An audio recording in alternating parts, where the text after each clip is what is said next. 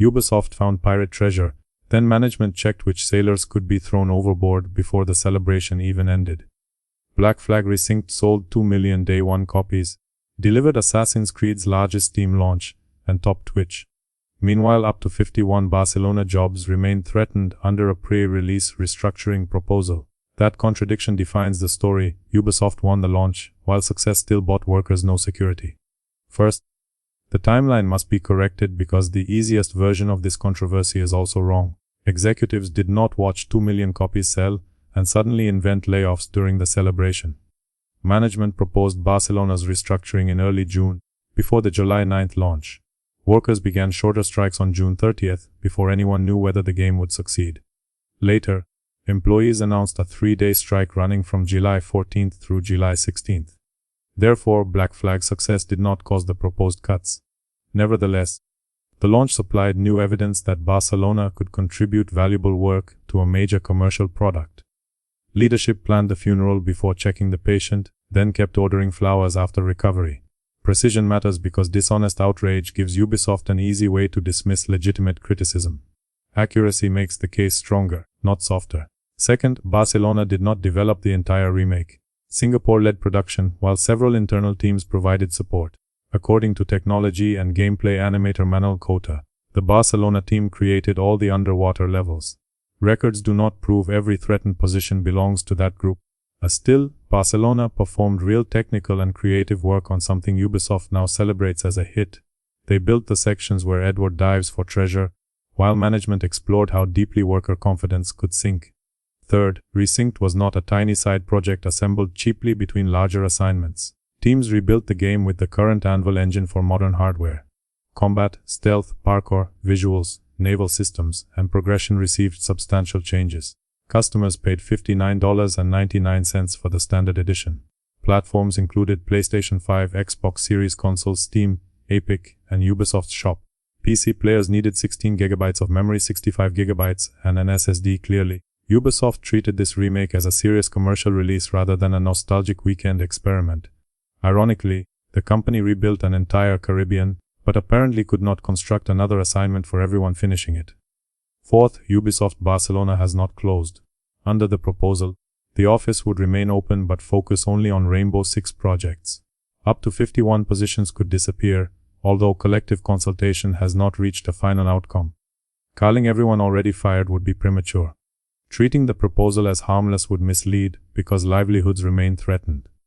Officials say Ubisoft respects the workers' right to protest and intends to continue constructive discussion. Then the company repeats that costs must fall and resources must move toward strategic priorities. Respect sounds impressive until someone asks whether it includes a salary. Nothing says open dialogue like praising a strike while keeping dismissal documents warm.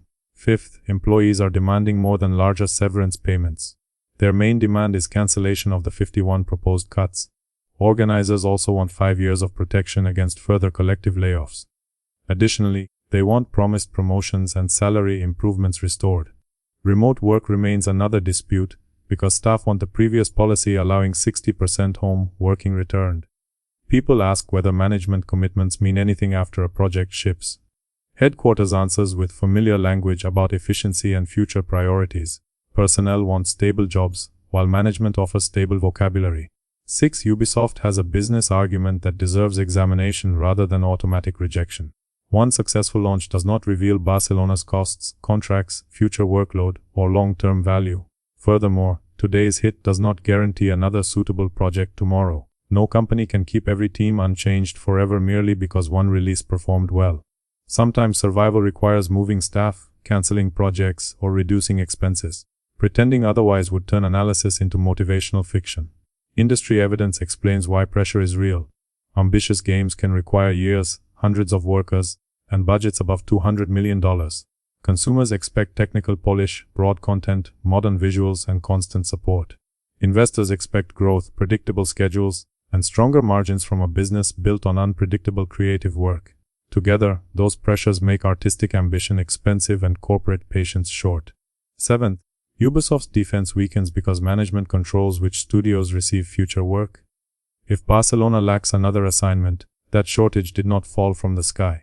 Decision makers choose roadmaps, approve concepts, distribute budgets, and decide where experienced employees go next. Individual developers cannot invent an authorized Assassin's Creed project from their desks and independently charge customers. Consequently, leadership can create a shortage of work and then present that shortage as proof that workers are unnecessary. Genuine survival concerns may be real, but planning failures should not become employee emergencies. 8th, the sales result changes the moral and practical calculation, even though it did not create the restructuring. 2 million day one copies show unusually strong demand. Steam recorded 99,451 simultaneous players within 24 hours, setting a franchise record. Twitch also ranked the game number 1 during launch day. Such results do not prove every role must remain forever. However, they show this was not a failure requiring immediate retreat. Strong sales should force leadership to revisit earlier assumptions. Why conduct consultation if major new evidence cannot influence the proposed outcome? Rant this case exposes the impossible career rules facing modern developers. Failure can trigger layoffs because customers rejected the product. Delays can produce cuts because additional months cost money. Cancellation can remove jobs because unfinished work generated no revenue.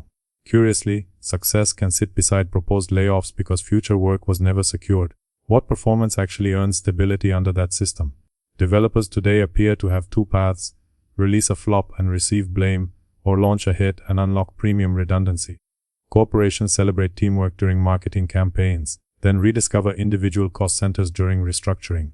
10th, online reaction demonstrates why precise language matters. Reddit and Resettra quickly adopted the framing that Ubisoft rewarded success with layoffs.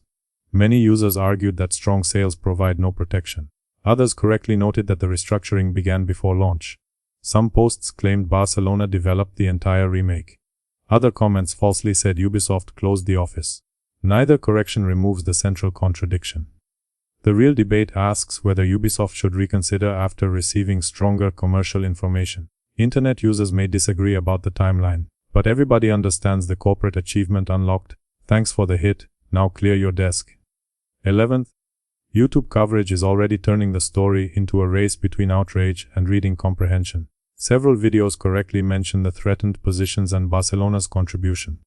Misleading versions combine the wrong developer, wrong timing, and wrong employment status inside one thumbnail. Saturation is rising, yet the July 14th strike provides accurate commentary with a fresh angle. Your advantage does not come from screaming louder than yesterday's uploads. Instead, explain the sequence, separate proposals from completed cuts, and test Ubisoft's explanation against the launch. 12th, the wider industry context prevents this from becoming another shallow corporate villain story. Global gaming revenue passed $200 billion in 2025, proving demand remains enormous. Simultaneously, 28% of GDC respondents reported layoffs during the previous 2 years. Growth at the market level does not guarantee security inside individual studios. Large games require expensive technology, specialized workers, marketing, and years of production. Competition pushes publishers to spend heavily because weaker releases can disappear immediately. When projects succeed, companies may still cut teams because executives already planned leaner structures. Corporate flexibility grows by transferring instability toward employees. Artistic ambition remains funded, but artists become temporary parts inside permanent franchises. Ultimately, survival is being purchased through worker uncertainty.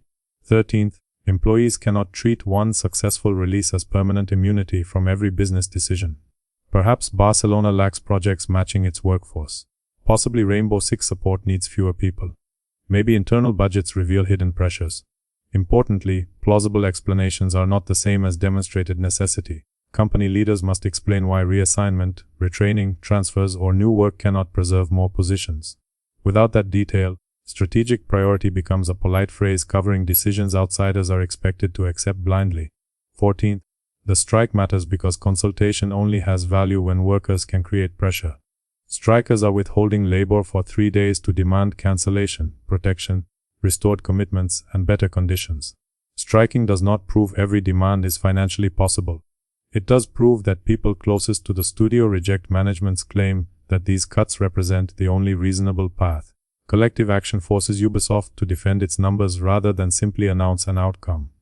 Directors say they respect the right to protest, and now they must decide whether listening can change anything.